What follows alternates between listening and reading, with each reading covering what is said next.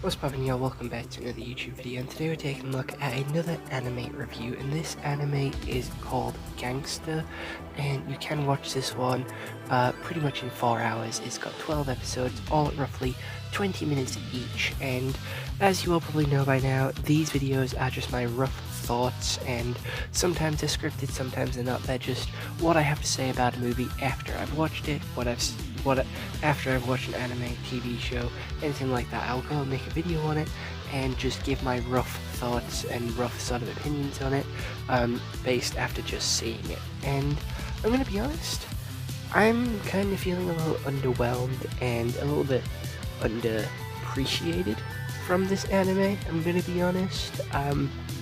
I don't really like how it treats its audience, and you know what, we'll get into that in just a little bit, because before we do have to take a little bit of a talk with Google. So without any further delay, let's take a look at what Google has to say. It is a 2015 drama anime, which does have a 4.6 out of 5 on Crunchyroll, 7.4 out of 10 on my anime list, and a 7.2 out of 10 on IMDb. You can watch this on Amazon Prime, and it is mercenaries for hire. Warwick and Nick take on dirty jobs in a crime-infested city. So, I'm gonna be honest, I'm gonna quickly run through the story of how it actually goes down.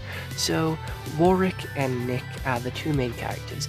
One of them is deaf, and the other one is half-blind because he's missing an eye.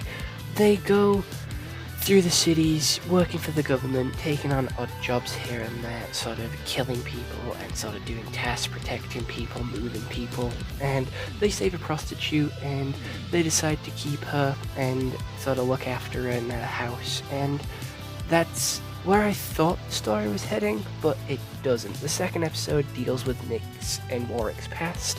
The third episode then goes into the past of the girl, I forgot her name, I'm gonna be honest, and then it completely derails. We have people being introduced, starting fights with other people who have just been introduced. We have a bar fight, we have more characters being introduced, dying off, more characters being introduced, then being killed by other new characters which come in, and then that's just how the story keeps on going until Nick dies at the end, and that's where the story finishes. I'm gonna be honest, I don't like that format of anime. I don't like this sort of style of storytelling because it leaves so much to be unanswered. We have a whole plot line of the main girl's past and not knowing where she's come from because of the drugs that she's been forced to take. So she doesn't know where her brother is, and she's trying to find her brother. She's trying to remember her past. That storyline, that plot line, goes fucking nowhere. It goes unanswered. She remembers little bits here and there, but we don't get a full answer. We don't get a full conclusion. It's set up quite nicely to have a really good reveal. We never get that reveal. It leaves you empty-handed.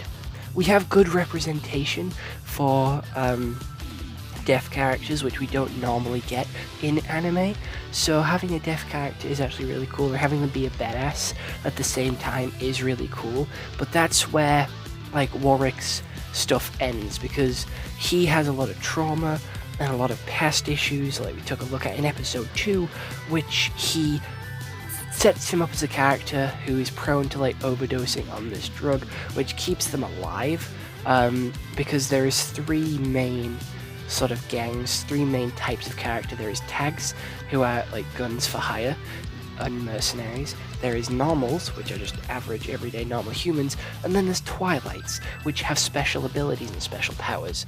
Now, twilights are graded and they don't live past 30, and the stronger the twilight, the higher the number of what they're given on their dog tags, and they are forced to work for humans and normals. That's pretty much the sort of power scaling system, summoned up very quickly. Yeah, taking these drugs moves you up a couple of numbers, but he overdoses, so his numbers go up higher, faster, but that does take a toll on his body. And, you know, we get more characters being introduced. One of my favourite characters, two of my favourite characters were introduced halfway through the season and in the second to last episode of the season. There's a girl with a cool hammer sucking on lollipops all the time. Gonna be honest, she's cool as fuck. She's an absolute menace. She's set up to be a really good villain, a really good psycho character. But as you can probably guess, she's introduced in the second to last episode, and guess what? That is her last appearance as well. Her story does not get resolved. She shows up ready to give vengeance to this one character, ready to throw hands with this one character, and that's it, she's gone. That's it, she's no longer shown again. And it's like, there was no point in showing us that. There was no point introducing this character for us not to get a solid conclusion with this character. No point giving us it if there wasn't going to be a season 2. No point giving it to us if there wasn't going to be a solid conclusion for her character. Again, very similar to my other favourite character. He's the guy with dreads. He's really quick, and he fights on rooftop with 2 knives. They introduced him, he was badass, they set him up to be a real great villain, and then they made him to be, part of the team, befriending your villains. You should keep your enemies close, as you always say. Then they kill him off. They just kill him off. They set him up to have this really good character sort of potential and to show up often and to be a good sort of secondary character to the team. Now they just kill him off. They kill him off in his 3rd appearance. That's it. He's gone. I just don't see the point in bringing in new characters if you're going to kill them off as soon as they get here. Because it doesn't give us time to get to know the characters. It doesn't give us time to get familiar with them. It doesn't give us time to even care that they're dying. And this show kills off, way more people than you'd expect. You go into this, and this probably has a higher body count than Jujutsu Kaisen for main characters. I'm going to be completely honest with you, Chief. There is so many tags in this city. Every episode has at least 50 tags biting the dust. So, tags come and fucking go, apparently. Tags aren't important, though. They're just the generic mercenaries that are roaming the city. It's the Twilights and the Normals, which are the main characters. And it just kind of sucks. The story isn't there. It's not gripping. It doesn't lock you in. It doesn't sort of keep you entertained. It's just all over the place. The pacing is terrible. Like I say, the characters are introduced and then they're thrown away, and it's you can't make up your mind what you're doing.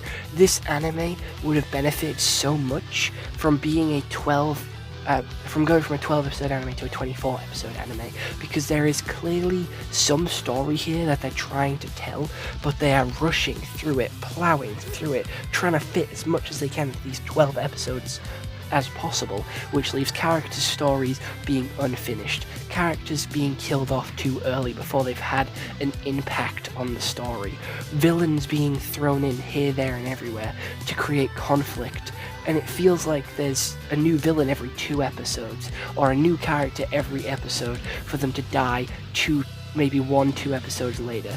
It's just not interesting, it's not exciting, it's a terrible way to sort of build up an anime and try and get people invested, because you're not giving them characters to be invested in, because you're taking them away. And the art style is pretty ugly, I'm gonna be honest. It's nothing flash. You know me, you know I like my bright colors and my flashy fights. This doesn't have that. The fights are pretty basic. They're basic hand-to-hand knife combat or gun combat, so it's pretty boring, pretty basic.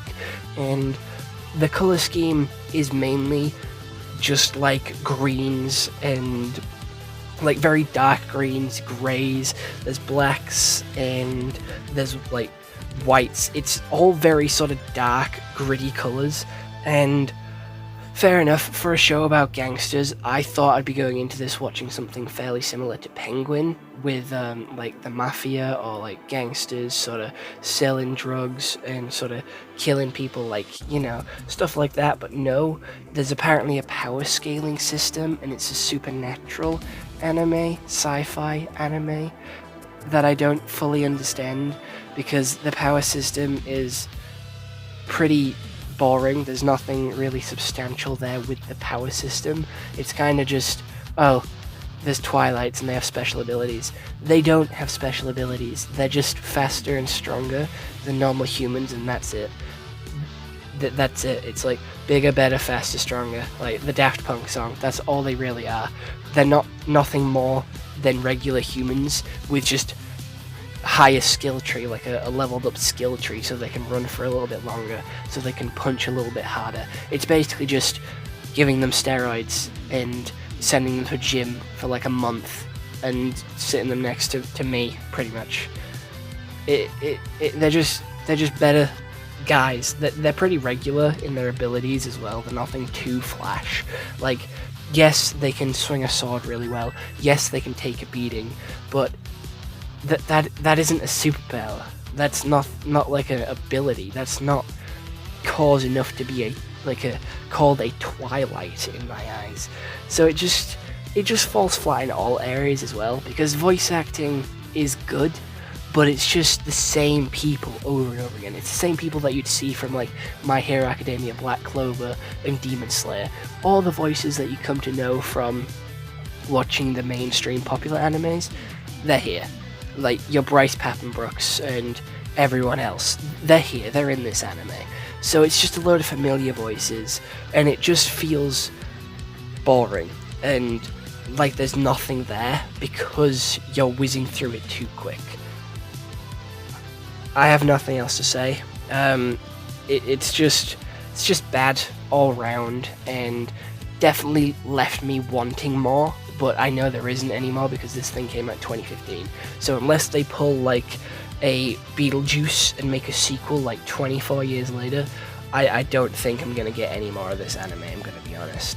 So because of like all its negativities and its very, very few positives of having very, very few cool characters, it has to be a 2 out of 10 from me, and that's like one of the lowest scores I've ever given an anime. Because it's not like unwatchable to the point where I turned it off midway, it's just that disappointing that I feel like I wasted my time watching it, and that I won't recommend it to anybody else who wants to watch like an anime. Like, I don't think you should watch this anime. It's just a waste of time, and there is always better animes for you to watch than this one.